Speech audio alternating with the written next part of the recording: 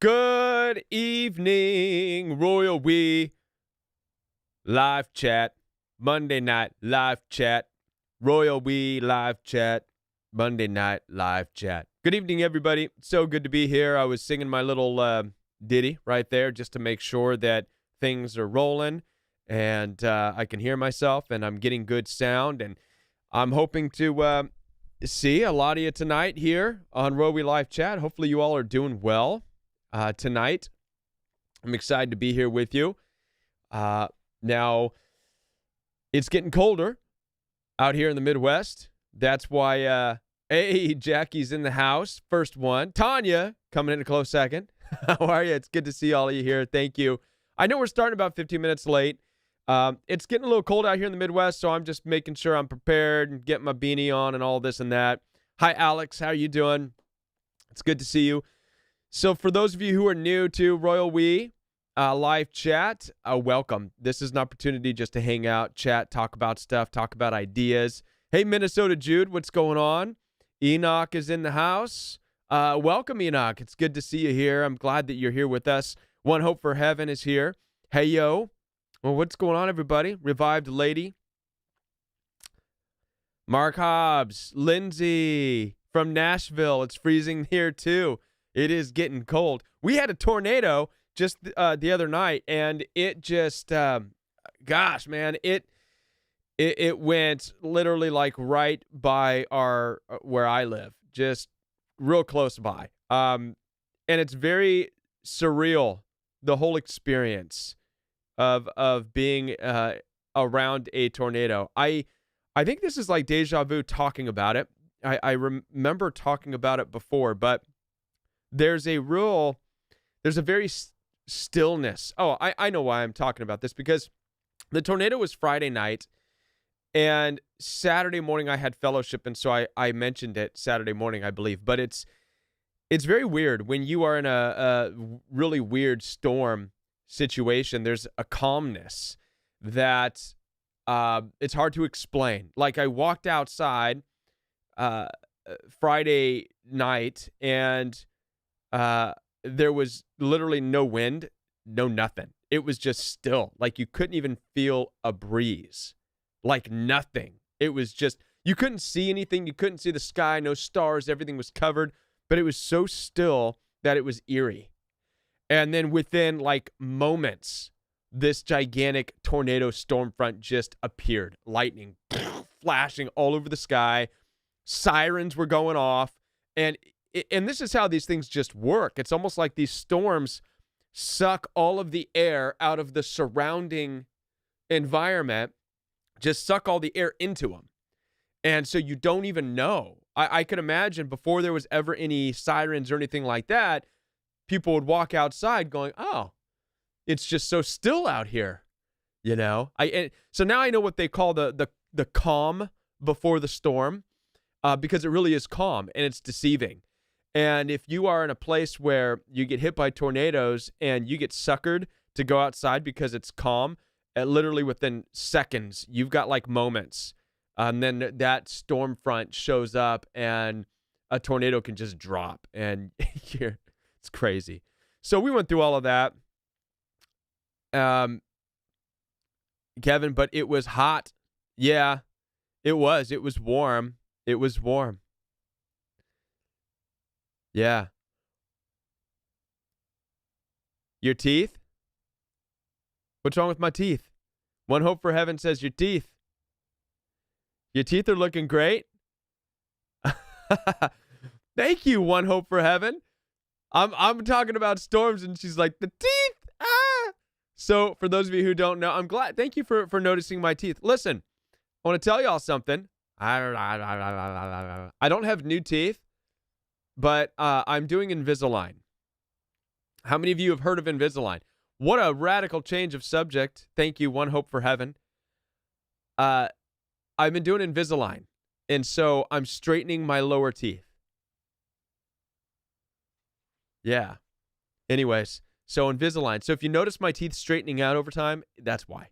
I should be making a video. I should be documenting my journey of taking my crooked teeth from the bottom and how they're straightening out.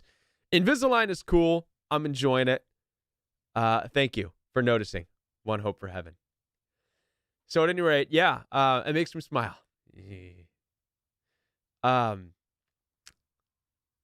Yeah, Invisalign is good, Mark. But yeah, so that was a crazy experience. Our first tornado in a long time.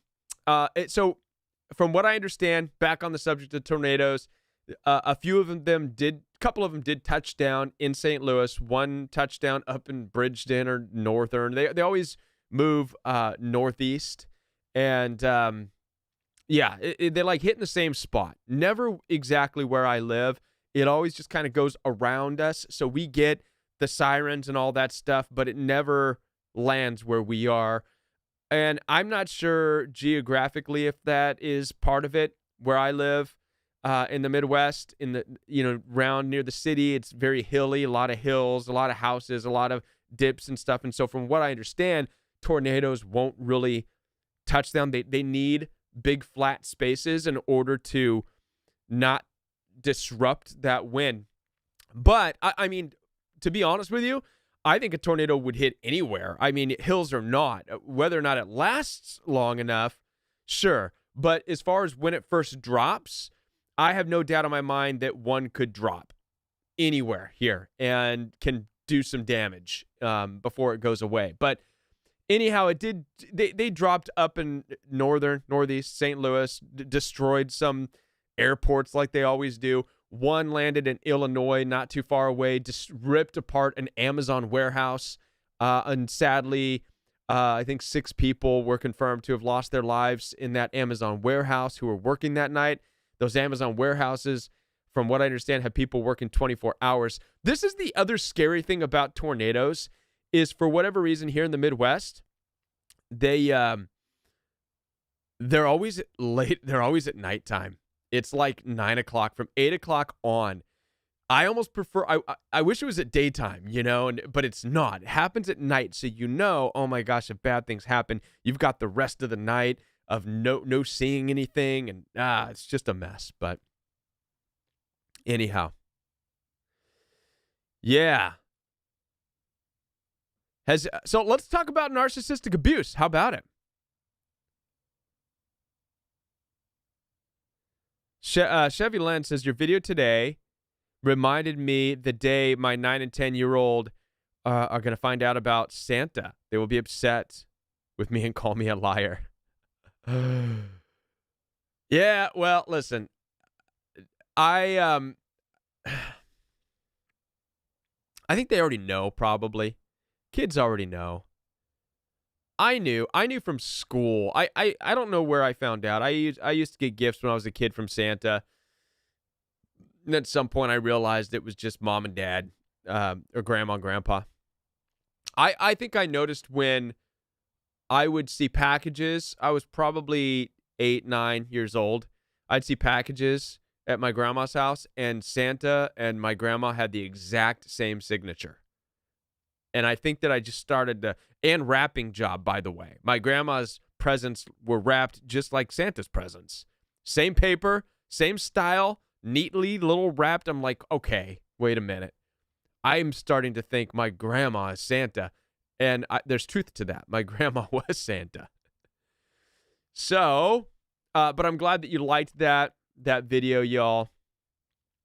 Experiencing hoovering during the holidays. Yeah. If you're going to experience hoovering, it's going to be during the holidays. Hoovering is going to be during the holidays. Why? I wanted to put a video out about that, and I'm going to, about Christmas. I'm just trying to perfect it. I don't want to be too harsh about Christmas and the holidays. But the video that I'm thinking about putting out about the holidays is how to avoid the holiday horror. Narcissistic people, family members, just people in general, they use holidays as a weapon. They really do. They can use Christmas as a weapon. How do they use Christmas as a weapon? Well, they stand on that whole, again, narcissistic people, they are against agency. Agency meaning people's own authority, people's decisions to do whatever they want. Narcissists hate that. In fact, their abusive, bullying nature is an attempt to squash you and your independence. And so holidays is an opportunity for them to squash your independence. How do they do that? Well, it's the holiday. It's Christmas. You have to come over here. You have to see Aunt Betty. You have to come see Grandma Sue. You have to come over. It doesn't matter if you like them or not. It doesn't matter if you get along or not. It doesn't matter if we haven't talked all year. You have to come over and be nice. You have to come over and be a part of what we're doing. Mind you, they're still narcissistic, so the rules don't apply to them. It's not you come over and we have to be nice to you. We're going to treat you how we always treat you, but you have to because you're the problem and you're the one that likes to stay away, so you have to come over and we get to be harsh on you. This creates a holiday horror experience where it might as well be a nightmare. It's like a scary movie. And you're wondering, why the heck am I even here? It ruins it. Why am I even here? If the holidays are supposed to be if the holidays are supposed to be a time of love and gathering with people who you love and want to be with, then there should be no room for people to treat you like you have to be there and you're a mean, bad person. It's just ridiculous. So my standpoint on it is, look, don't even bother. Fortunately for me, we got out of the area where my wife's, half brothers and sisters and all those people were. But I'll be honest, for the years where we were in California, it became an expected thing. We were there, therefore we had to show up for this and for that. I got tired of it because these people were absolutely nuts, and I got tired of spending my holidays with people who are nuts. Why? Because there was this element of you have to. It's ridiculous, absolutely ridiculous. But yeah, so expect that during the holidays, narcissists are going to use it as an opportunity to hoover. Since they can't get to, especially those of you who have been in the process of distancing yourself from family members and toxic people, expect that they're going to use this time, the holidays, the Christmas, they're going to use this as a weapon. They're going to use this as the one time to make you, right? So what you have to realize about that is that there's no making you. Nobody can make you do anything. Santa can't make you do anything. No government authority. Nobody can make you go. You don't have to. You don't have to go and spend time with your grandparents. You don't have to do any of that stuff. Virtue signaling. Yeah, that's another one. Virtue signaling is another thing that narcissistic people like to do. They're going to use the holidays as an opportunity to, as somebody put it here in the description or in the chat box here, they will post their pictures and their plans. We're getting ready. Grandma with Christmas with this person and grandpa and they're really going to play it up about how much they love and how great it is, and it's just nonsense. It really is. You've been there. You know what it's really like.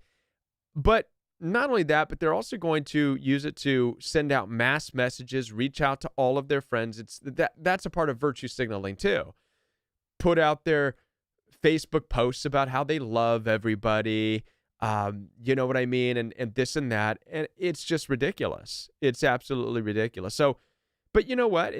Listen, if that's what they want to do, more power to them. Ultimately, you and I should be blocked, and we shouldn't even be seeing this stuff because it's going to be nothing but triggering. You're going to see these things and you're going to be like, that's not real. This person who's sending out these loving messages, this person who's sending out these scripture quotes, they'll do that too. They'll send out their Christmas memes about Jesus. Let's remember the reason for the season. It's Jesus, and I'm so grateful for my love of Jesus. And you're going to be looking at that person going, listen, dude, you are the farthest thing from a person who comes even remotely close to having a relationship with Jesus. You and your nonstop, being in and out of, abusive relationships, knock it off. but nonetheless, it can be very, very triggering. So don't even look at it. Just don't even look at it. It's a waste of time.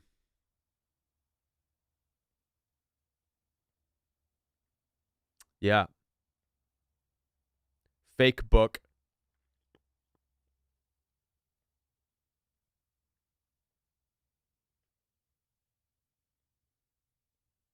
Yep. It's good to not be invited. It is a lot more peaceful. You know, wanted to add another part to the video I posted today on the Royal We, which the video I posted today was on taking your power back, taking control of yourself, taking control of toxic people by taking control of yourself. That's basically how, if I were to summarize the message, it's that. Obviously, you can never control other people, but what we can do is stop saying things like, I can't do this, I can't do that, I can't be happy, I can't make them happy, I can't whatever because of toxic people. And instead say, I'm going to choose not to be a part of that. I'm going to choose to go somewhere else. I'm going to choose to find a new job. I'm going to choose to find a different family. I believe family's supposed to look different than that. So it's all about choice. That's what the video that I posted today is about. That's where we find our power. What I should have added to that, and I'll add to you all here, is that there's a cost of that. There's a cost of that mentality. So it's not only a scarcity thing that we're afraid of, but then we have to be ready and willing to deal with what looks like scarcity. What do I mean? Well, when you start to take more control over your life and you start to say, listen, I'm not going to be a part of that, you're going to automatically, you're going to be minimizing people in your life. How many of you are aware of that?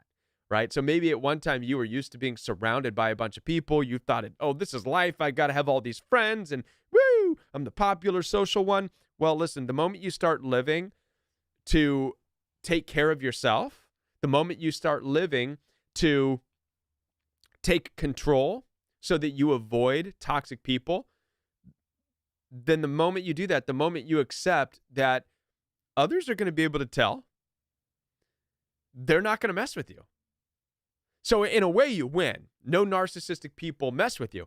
But at the same time, what you notice is there's going to be a lot fewer people surrounding you. There's going to be a lot less. You're not going to be that social butterfly because, that's the social butterflyness is what invites toxic people. Listen, the more people you surround yourself with, there are going to be people who are psychopaths, sociopaths, narcissists within those people who are going to be moving around, roaming, looking for your holes, looking for your vulnerabilities. So by making the changes that makes you a person that says, I'm not tolerating that, I'm going over here, you're going to see people drop off like flies. What it should tell you is just how many narcissistic people there are around you. How many people there are who just want to take from you. How many people there are who are just looking for a vulnerability to take advantage of. It's sad, really. It is sad. Yeah. Oh, thank you, Tanya.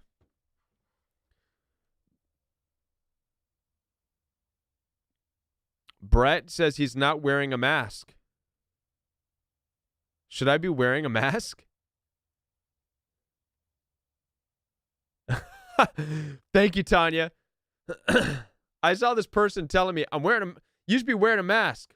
Why should I be wearing a mask on my live chat? Why should I be wearing a mask here? How's this? I'm not trying to mock. I'm just, listen, I get it. I know people right now are still, people are afraid of Omicron or whatever it is.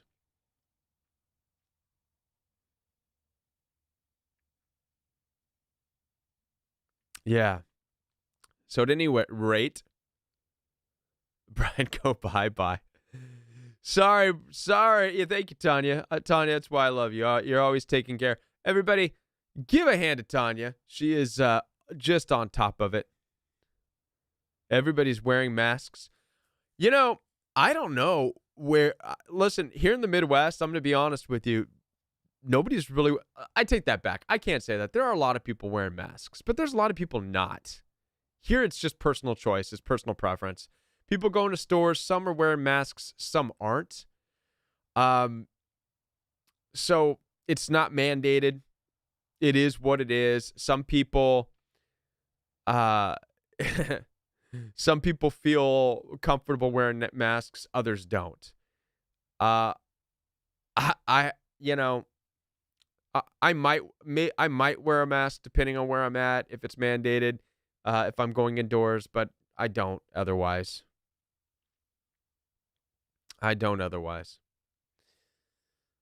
Yeah. At any rate, so good to see you all. What else is new? What else is going on? Any other questions? Lots of thumbs up.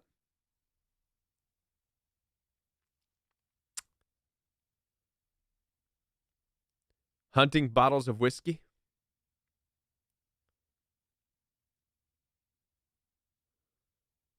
Mark says I have to get the stupid booster. Mark, well, you and many people out there. Dory Odea asks, do narcissists marry narcissists? Is a new narcissist considered supply? How does that work? Hey, before I answer that, I want to say hi, Allie. It's good to see you. Hey, well, listen, me likey that you're here. So thank you. Thank you for that, Allie. Me likey that you're here. So somebody asked a question up here. It says, do narcissists marry narcissists? Listen,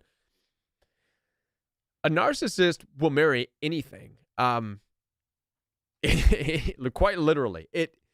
They're not picky because they're only looking for supply. A narcissist will marry anything or anything that gives it supply.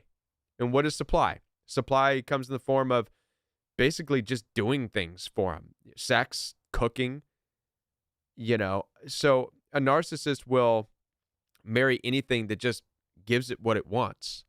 It's not going to be picky and choosy. The only thing is that the narcissist is still going to be the narcissist in that relationship. So if they are out to do whatever they want while they're married, they're still going to do it, even if they're married to a narcissist. So and this brings about a good question. The only difference in a narcissistic person's new relationship, the only difference in that relationship than in a relationship with you, the only difference is that other person. So where you may have put up with certain types of behavior from the narcissist for so long, for X amount of days, the new person might put up with it longer or lesser, right? We typically find that narcissistic individuals settle with people who end up being more like them, which is okay. Which means if they scream and yell and fight and carry on, and they're with a person who likes to scream and yell and fight and carry on, then they can battle it out and whatever, and that's their life. They cuss each other, scream and call.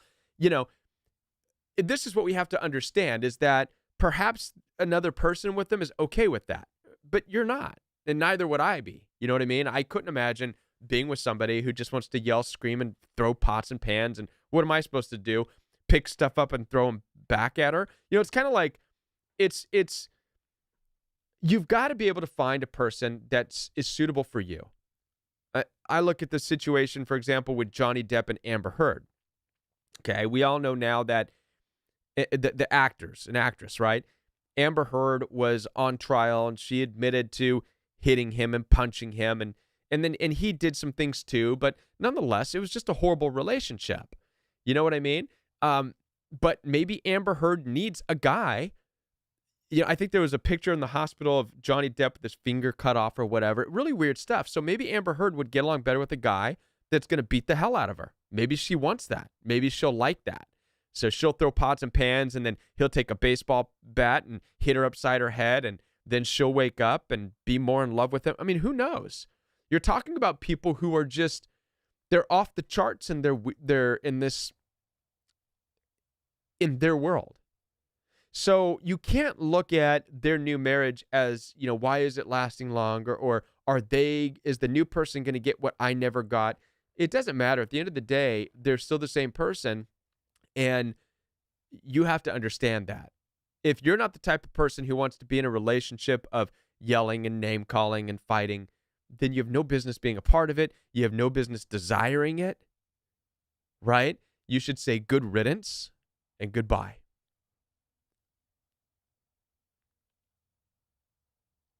Does that make sense?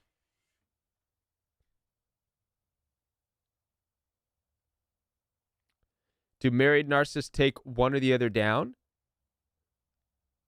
Yeah, it's a good question. Dory asks, so do married narcissists take one or the other down? Well, I mean, ultimately, they just live doing what they do. Down to them could also seem up, right? Again, we have to separate ourselves from them. If you don't have that character, that personality trait where you like to fight and scream and carry on and bellow, right? You can't put your mind inside them. So maybe that a narcissistic married couple, maybe they're duking it out all the time. Okay. How many of you know the actor? This is a good case. This would be a good one to study. How many of you know the actor Matthew McConaughey? Right? Real famous actor. I encourage you to look it up because he has talked about his parents. Okay. And he talks about it, and it's weird. I'm going to do a video one of these days talking about it. But he talks about how there was love. There was love in that relationship. But he talks about how they would pull knives on each other and threaten to kill each other and fight with each other. But it was love at the end of the day. I'm shaking my head going, that sounds like an absolute horror freak show. But that was their relationship.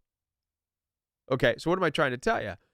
So when you say, do they both sink? Well, maybe not to them. Again, you have to understand that perhaps narcissistic people get something out of the fighting. They get something out of that intensity, something that you don't, something that I don't. If there's a possibility or a risk that somebody gets really hurt or stabbed or shot, maybe they like that. Maybe they think that's exciting. And people are weird. There's people who have sex who like to have things choked around their necks, gag balls put in their mouths.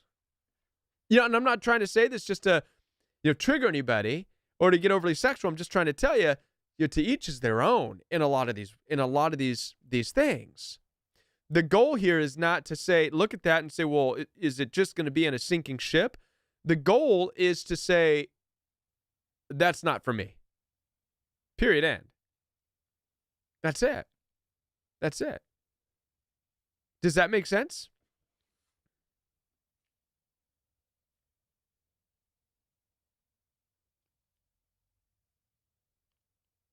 Yeah, right. A Revived Lady has a good point here. She says, if a person does not want to be tormented, it's not a good relationship. So this is typically what happens when you get involved with a narcissistic person. In the beginning, a narcissistic person is actually withholding who they really are. So they're hedonistic, the cruelty, their desire for violence and hostility, those things that excite them, whatever it is. They typically withhold that, though you can see little bits and pieces of it here and there, but they withhold it until they get comfortable enough, and then they bring it out, and then out of fear of losing you, they become abusive and make you out to be a bad person. But, one of the things is the moment you start to see that stuff, you need to be like, whoa, that's not what I got involved with. That's not what I want. And then you need to make a decision based on what you want. Typically how it goes.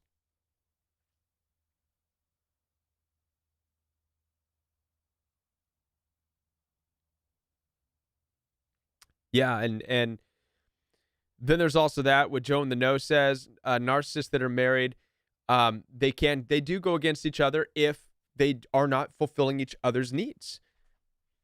That too. They'll step outside. If one gets sick, that, because narcissists don't care about others necessarily.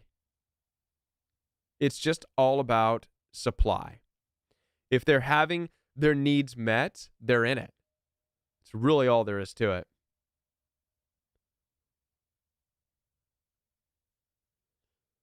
That's all there is to it.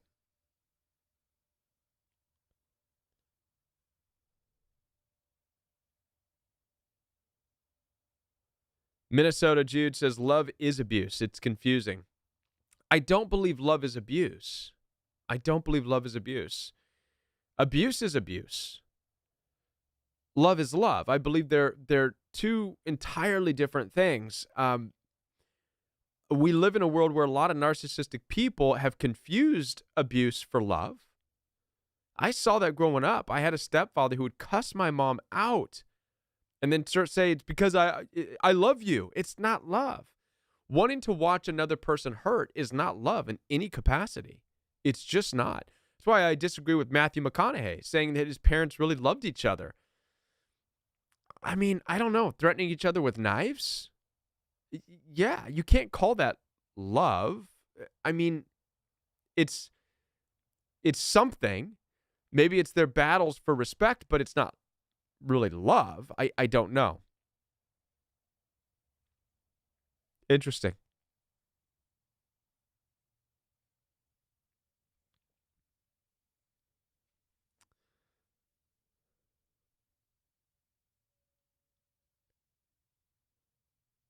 I see lots of deleted comments. Man, Tanya's on fire. Tanya's like our fire extinguisher for the royal we here. You're gone. You're gone. You're gone. Thank you, Tanya. Thank you, Tanya. Yeah. Yeah. Trauma bond. Yes. Revive lady, that's it. We ought to make sure we're not confusing love with trauma bond. That's what it is.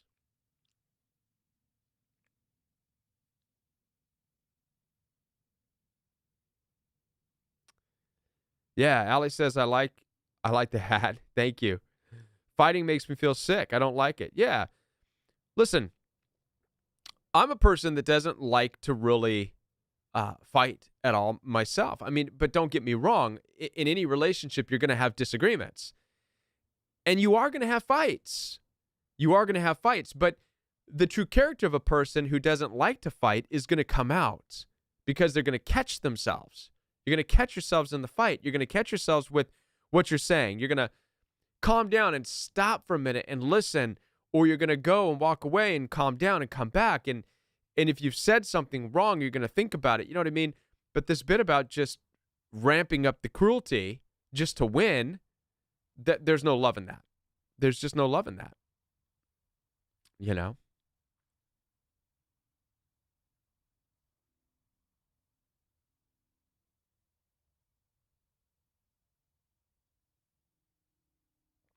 So, at any rate, how's everybody else doing? Man, Tanya's the busiest one here. I think we should all give. I wish I could. Can I give Tanya a tip? Can I send her money?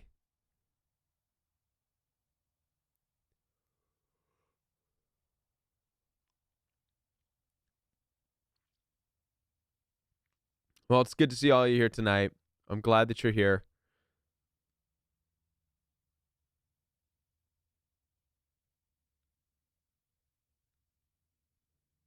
Any other thoughts?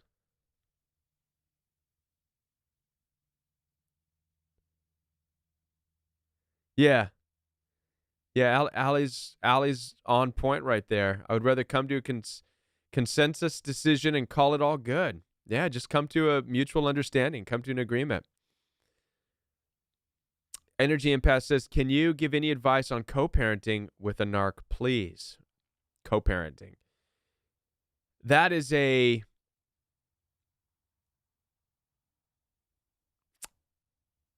co-parenting is a difficult one. On one side, you want to be able to have two parents in a child's life. I mean, when you think of how some kids have no father or no mother, that's worse than, I think that when it comes to co-parenting, the first bit of advice that I would give is don't let your personal issues interfere with them being parents, because perhaps they could be good parents. I take that back. If they're narcissists, they're never going to really be good parents.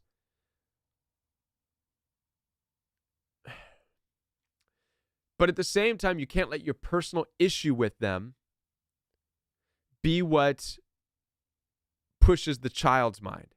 You have to let your children see it for themselves. Okay? Listen, I had a relationship with my dad growing up. My dad did horrible things. I mean, my dad left me and my brother when I was 4. My brother was 2. My mom cried, never got herself back together after that relationship, turned into an alcoholic, and then she died at the age of 52 from being an alcoholic. All from whatever happened with my dad that I wasn't even born yet, so I don't remember. I was too little to be exposed or fully understand the consequences, fully understand what my dad put her through. I do remember, however, my stepfather. So my mom went from bad to worse, went from my dad to a worse man, as far as how she was treated. At least from what I saw. But nonetheless, my mom didn't interfere with my relationship with my dad.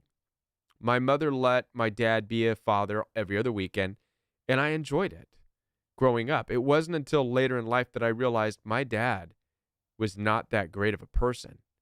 He was very narcissistic, had a lot of issues. He was on wife number 4 before he died of a heart attack. So I'm just telling you because I think the first thing to understand about co-parenting is whatever you do, you're going to have your personal feelings towards your ex, but don't push those personal feelings onto your children. Let your children grow and see what they need to see for themselves. Your children are human beings. They will see, they will discern in time. The only thing you need to be cautious of and step in is if they are threatened or if they're being hurt. Then you ought to do something. But too many people get caught up on, well, what's he saying about me and what's him and his new love doing, and are they going to, use my kids against me? Are they going to change, steal my kids away? I don't buy into any of that stuff. I think a lot of that is just a lot of the personal hurt that you're still wrestling with. So try not to put that on the kids. That's all I'm saying. Let's see what else here.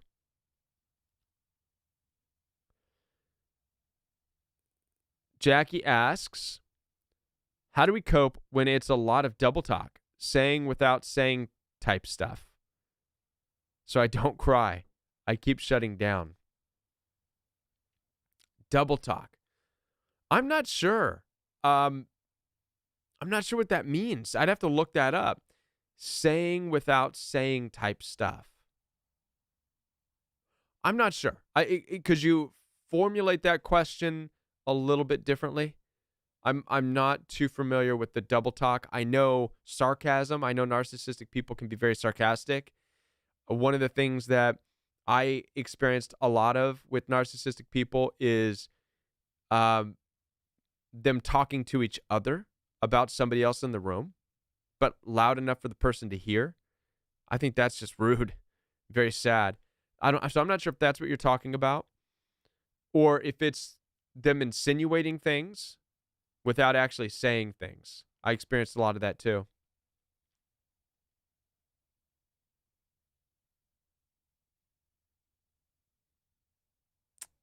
Let's see. See if I missed any other questions up here.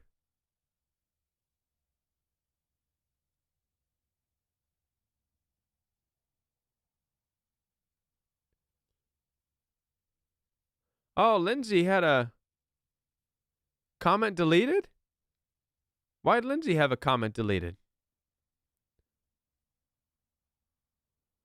Is that the right person? I'm scrolling up looking for more comments, more questions. Looks like Lindsay had a comment deleted. I'm not sure why. Tanya's deleting all kinds of stuff tonight.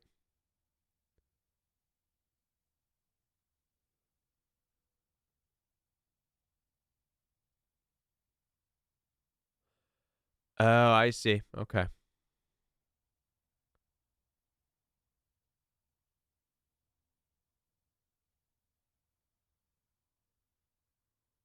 Okay. Let's see.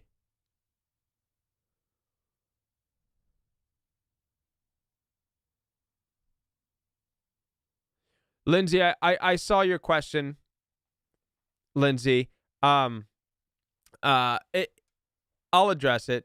Lindsay, don't be upset. I think that, I understand why some people wouldn't want to talk about that on this thread in this chat, Lindsay, so I hope you don't take it personal.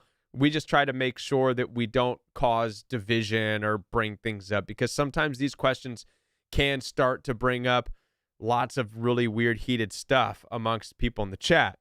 So we try to keep politics and stuff sometimes out of these things. But I will say this, that obviously we all know that politics plays a huge part in narcissistic abuse. It really does. It just does. That goes without saying. Between families are divided over politics. People are divided over politics. I mean, we're at a war. We're at war. It is what it is. It's the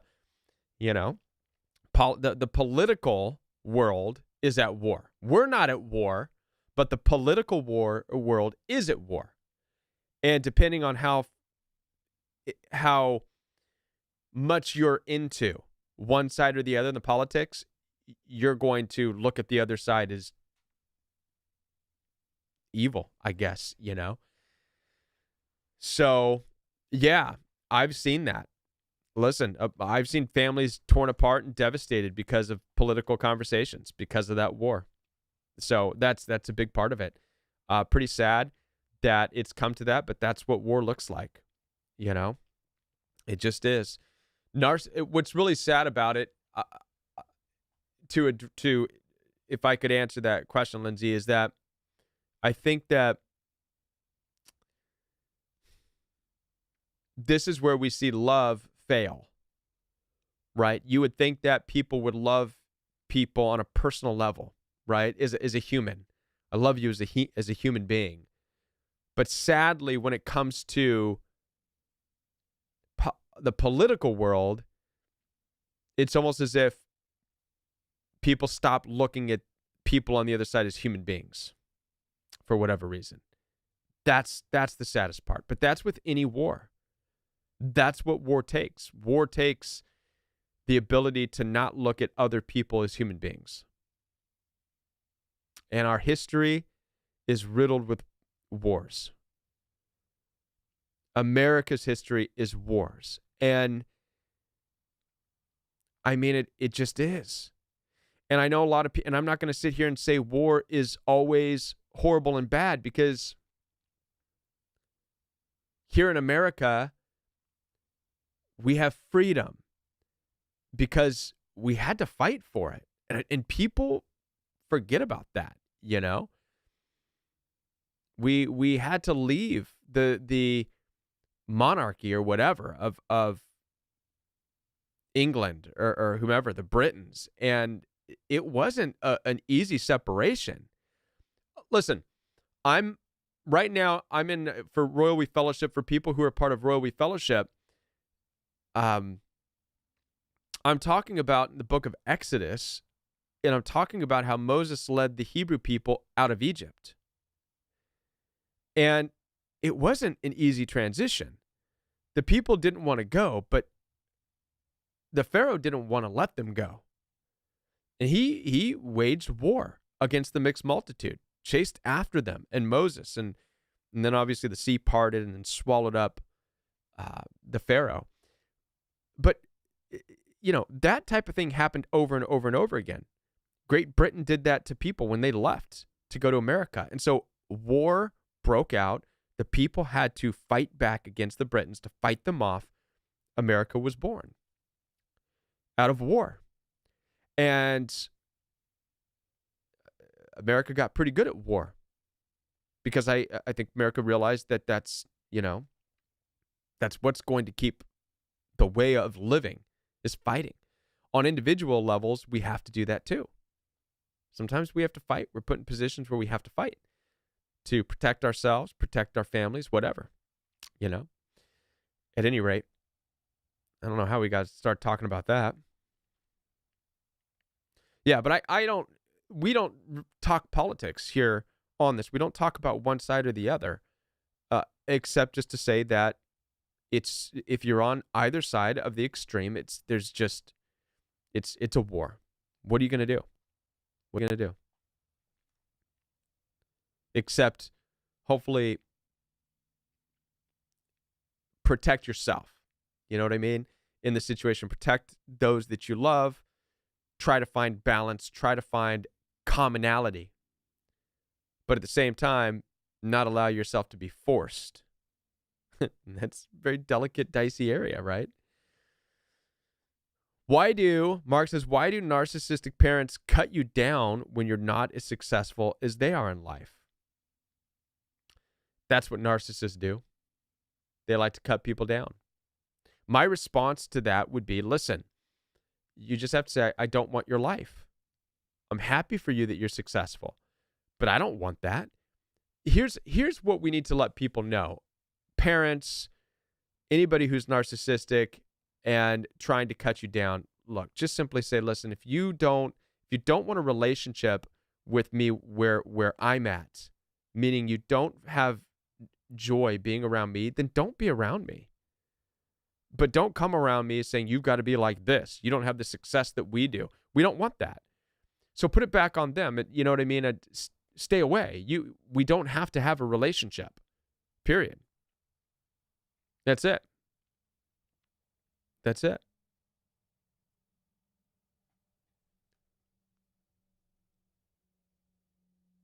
Narcissistic people are always undermining. Yes. Yes. They are.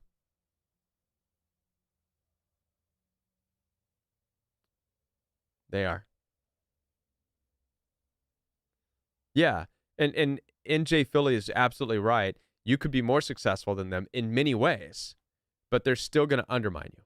So it doesn't matter if they're more successful or less successful.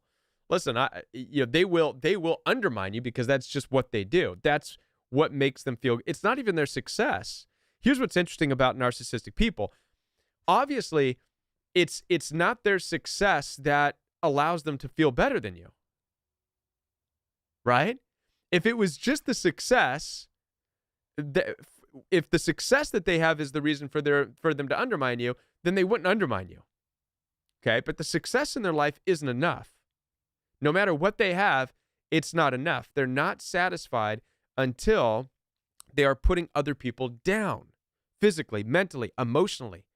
This at that moment is what creates supply. This at that moment is what makes them feel better about themselves. That's it.